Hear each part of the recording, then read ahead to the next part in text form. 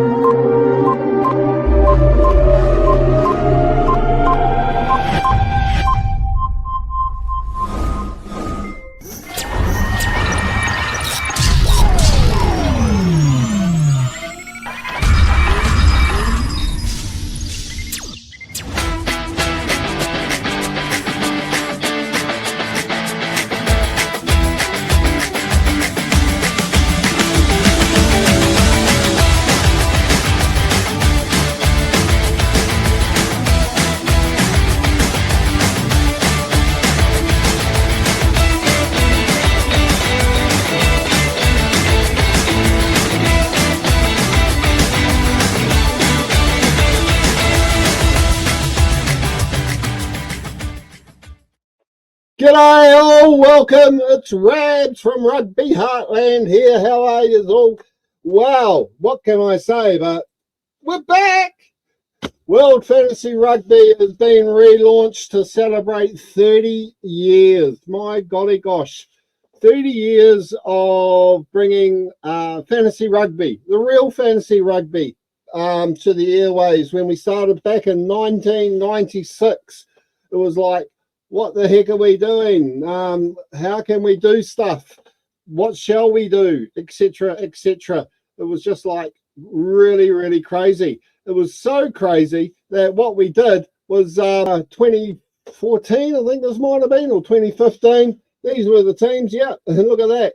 There is one Kirtley Bell still floating around in there somewhere, I saw. But James O'Connor, they were the team lineups. Perry Wepu, Tovia, some great names from the past there. And what would happen is one guy would be the coach of Australia, one guy would be the coach of New Zealand, and he was the coach. He got to pick who he wanted in the team as long as they were available for selection at the time. They weren't retired or anything like that. And we would put them into our fancy virtual machine, and it would spit out back in WFR 18 a minute by minute play on the game. Dan Carter scored a try. Conversion failed. That was unusual, but it would go through the whole lot of what you would expect to see in a game. Even going to a video replay, and the referee took his time and announced there was a try to Kieran Reid, and so New Zealand were up 12-0 in this particular game, and so on and so on. Half-time score there, it was 26-17 to New Zealand. The teams come back to the field and carry on playing, and we do get players coming on injured, etc., etc. So what happens? 64 minutes, Australia are attacking the line, 29 all, and so on as we go down. And then it will tell you it was a 36 all draw. What a game. And the thing is, it tells you who scored what, who's penalties, tries, what the penalty count was, scrums, lineouts, possession, time and opposition. But that didn't really matter, because at the end of the day, it was the score that mattered. And that's just an example, one example I'm going to bring you in the next few minutes or so about what World Fantasy Rugby is all about. But as I said, got plenty of time up my sleeves now, a little bit more time to reboot World Fantasy Rugby. And I mean, literally, we couldn't be, how can I say it, clearer. Basically, the rules are very simple. Rule number one is you must name your team. And what we like to say is, because it is World Fantasy Rugby, if you are in Wellington, like I am, my team is called the Wellington Dolphins. It's locked in forever. So no one can have that team name. If you were from Sydney, it would have to be either a suburb in Sydney, like Concord, or I don't know, Western Sydney, or just Sydney in itself, or whatever, and a nickname that is a good nickname for a rugby team. We will not accept Scones 15, Mike's Awesome 12, or whatever. It's actually got to be the name of where the person's from, the town, and well, their favourite nickname for a rugby team, i.e. Dolphins, Sharks, Lions, whatever. As long as it's appropriate is all we will ask for. But at the end of the day, if we don't like it, we'll tell you. So anyway, you pick your team. Now what happens is you get a squad of 30 players from all over the world. Now when we started this back in 1996, it was very, very hard to find any real player names unless you found them in the newspaper. Since then, though, as you saw on the video, we started off, that was us celebrating our 20th anniversary back in 2024, our 20th season. So, but this is going to be called World Fantasy Rugby Triple X, the 30th anniversary season since we kicked off. And what happens is you get 30 players to pick your team from. Now, rule number 1, as I said, was pick your team name. Rule number 2 is you must pick at least 10 draft players that you just want in your team. But the thing is, when you pick them, and we will be doing a live draft, so what happens is we can run as many universes as we like. But in the universe of Conference 1, which was what we call it, the Premiership, basically every team that's in that Premiership is going to be limited to 10 or 12 teams in that particular division. Is that your player is your player as long as you keep him. You might have him, you might play the game now for 5 years. He'll always be your player. But the thing is if he retires or if he's at the height of his career, he's going to be worth a lot of money. So we were very clever in figuring out how to work this out. So what we did was we scoured the world. We've got a database now of over 10, almost 15,000 first-class rugby player names from about 80 countries that play rugby. Literally, actually probably more. And what happens, and that allows people from any part of the world to play World Fantasy Rugby, not just everyone in New Zealand or everyone in Australia or everyone in South Africa. Basically, what happens is, we did say you must pick a team from where you are. So if I'm in Wellington, and as I said, I'm the Wellington Dolphins, if I decided to have a team in Hong Kong, just as an example, I would still be able to pick any top 10 players I wanted. But the remainder of that squad must be made up of players from Hong Kong. So if you are in New Zealand, i.e. you can have a whole squad, at least 20 players that were all from New Zealand. You could still have your star 10 players from New Zealand. But if you want to throw in, I don't know, a couple of overseas players into that team, you can in the top 10 draft if you wanted to.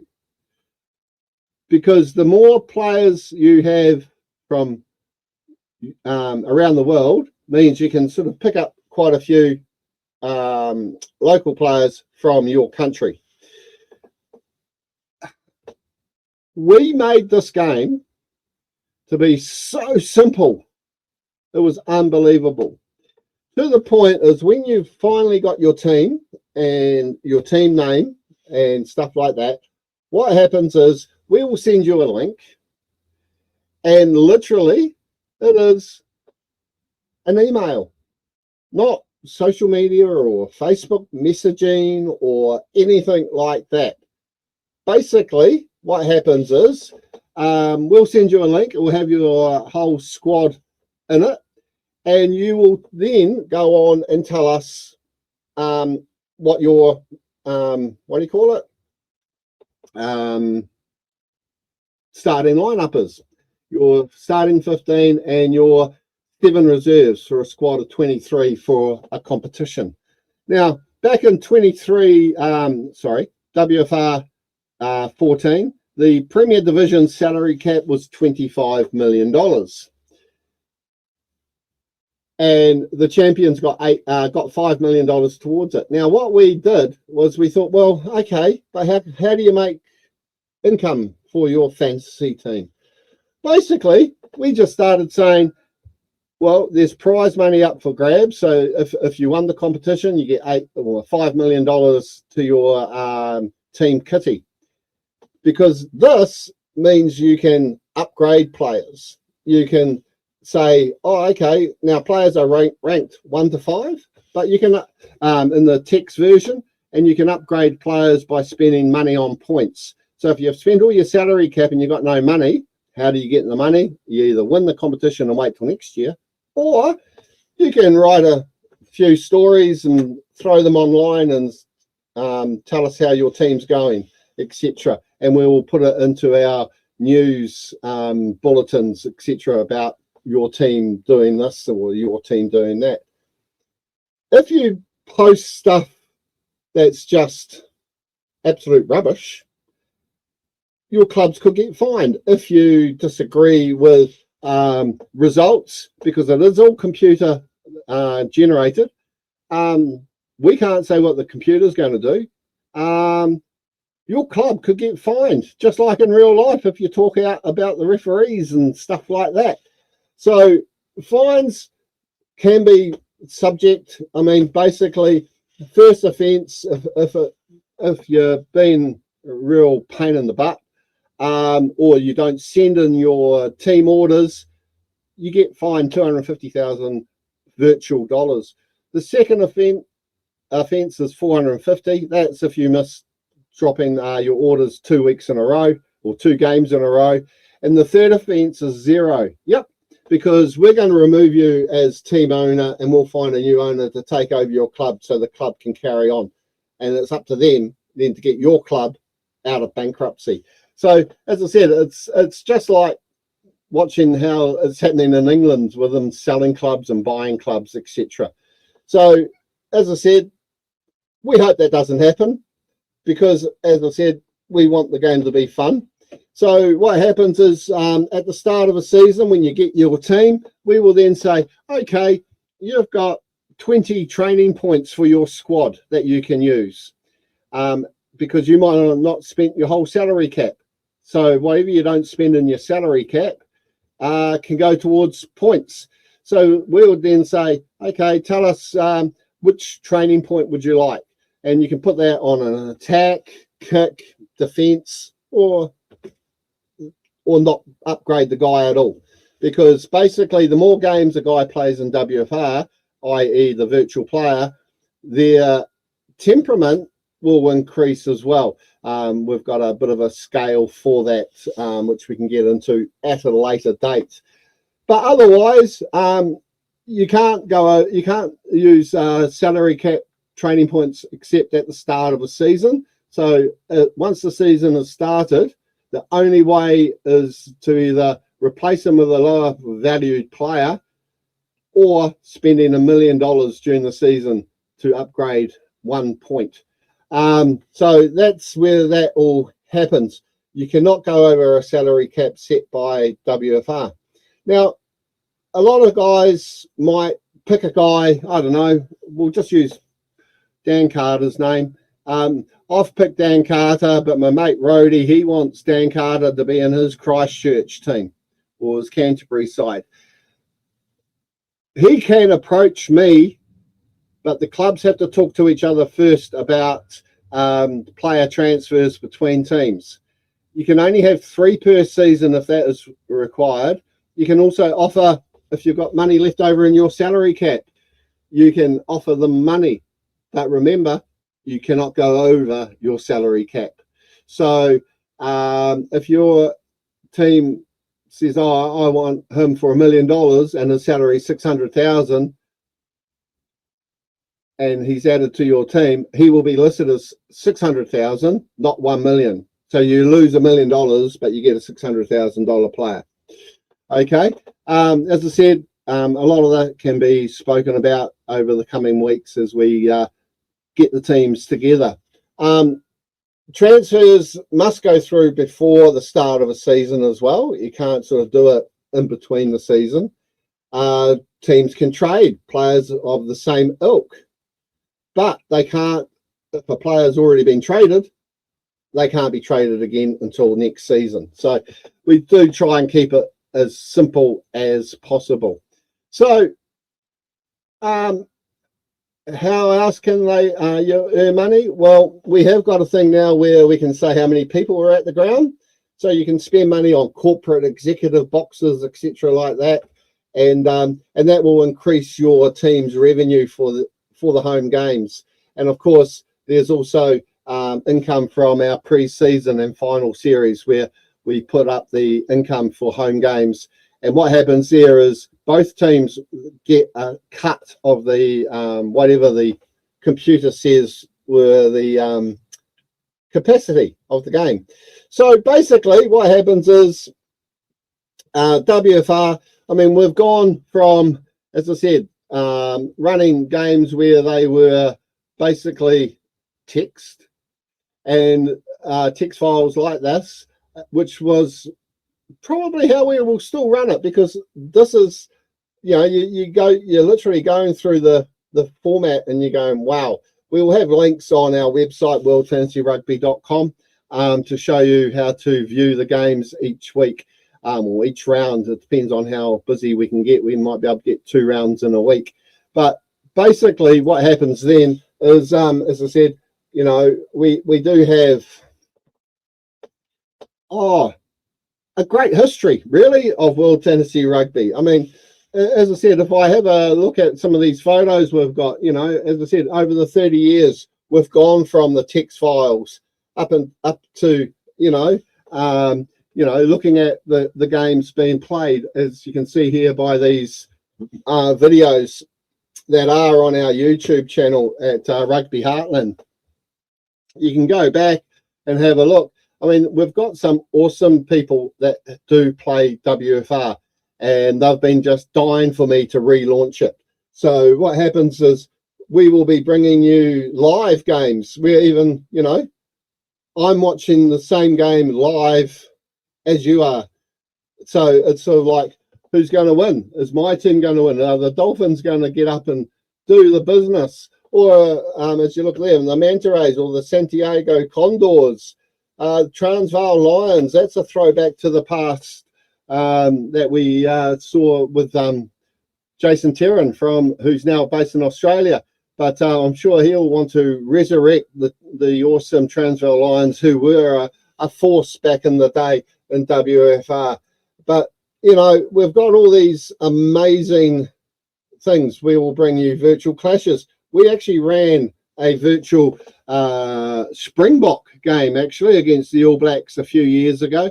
And no kidding, we were 100% correct 3 days out before the game actually took place with the score, even to the point where the rest in peace, Joos van der Westhuizen, went off injured. I can't remember exactly. I'd say it was the 32nd minute. And in real life, in the 33rd minute, the guy went off injured. It was just like blew our minds about how accurate our virtual machine was. So that is something to look forward to. And of course, we also bring you all the Heartland stuff as well. We bring you all the Heartland Virtual Championships, where we have all the Heartland teams playing off, but we've actually set it up to be the virtual NPC. So we've turned it around already with even teams like Wanganui maybe playing in Division 1 or Wairarapa Bush. But then there were also the sub-unions here in New Zealand, Wairoa, Eastern Bay of Plenty, Central Otago, the Bay of Islands, all these little sub-unions, Central Hawke's Bay. We've actually brought them in as well and loaded up their jerseys into our video aspect of the game. So keep an eye out for those. So the question is, in this 20-30 minute video, is how do you join?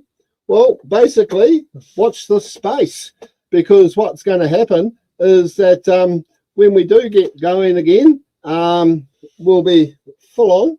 We will be doing, as I said, asking teams to nominate themselves on our World Fantasy Rugby Facebook page by sending us a message or emailing us at Rugby Heartland. And yeah, I don't know. It's just that I'm looking at how fantasy rugby is played, and it is not how fantasy rugby should be played. I mean, at the end of the day, you want to win a game of fantasy rugby with your team winning, not how many feet, how many times he bent over and done up his shoelaces. You just want to see a good game of rugby. So what we're going to do is just let this all sink in for ex-players of World Fantasy Rugby. Yeah, welcome back, open arms. We'd love to see you all back with your original teams. We will then go through who our draft list is. So basically, if we've got 10 teams, we'll put out probably 250 top name players for you to dig your teeth into. We'll have a live draft where we'll have teams in a random order pick who they want as their first pick. And then we'll go through every team until round one is being completed. Then we'll go to round two. So what you should be looking at is when you get the list of players to choose, have 3 or 4, because 3 or 4 teams above you might pick your player. So we'll go through all of that. And then in the event of you getting down to, say, pick number 5, and one of your top picks have still not been picked, that's another way of getting a couple of first round drafts in your top 10. So that is a clever way of looking at how you pick your 10. Then what will happen is when your 10 players have been verified, we will send out a link to the entire World Fantasy Rugby database, where you can then go in and pick the remaining 20 players to make up your squad. So, as I said, it can take a couple of weeks for this to happen, you know, but once that's all done, we'll get straight into it. We'll probably look at maybe running more than one video live match. So, you know, I mean, if we only run the one division, so be it. If we may even run all the games live, back to back in different time zones for people around the world. But basically, that's it. What more can I say? It's just that WFR, great jersey, by the way, is back. We have got time now to concentrate on the fun side of the rugby. And yeah, and I just want to say to those that are coming back, thank you. To those that want to find out more, thank you. And basically, that's it. We'll bring you more news and views. If you want to find out more, what you can do is I'll just whip this code up on the screen here.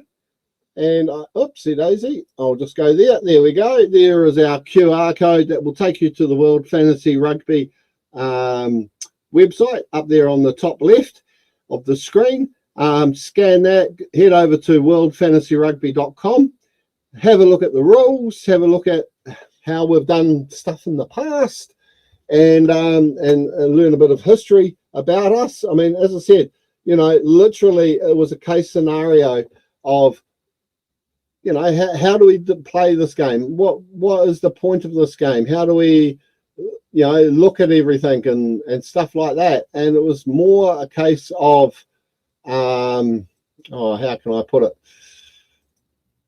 it was literally the unique thing about WFR is it separates itself from all these other fantasy competitions. The player you picked is your player. No one else can have your player. And if you're good enough to play for, unless they're good enough to play for the national side, if this is so, don't worry, because if your players do get picked for internationals during the season, their health and form won't be affected. But yeah, I suppose what I'm trying to say is it sounds complicated, but it is the easiest rugby game to play on the planet. And we've been doing that since 1996. So have a think about your team names. Have a think about your team colours, what you want them to look like. And all I can say is WFR's back. The original fantasy rugby game in the world, developed in 1996, is back, and we like to welcome you all. So catch us all on the inbox. Remember, head over to the QR code there in the top left, and we will get this season up and running and have a bit of fun with it. In the meantime, keep an eye out for the virtual NPC. We'll be running that alongside WFR, so based on real players. So keep an eye on that, and we'll catch us on the flip side. This is Rabs from Rugby Heartland signing off for now. We'll talk soon. Cheerio.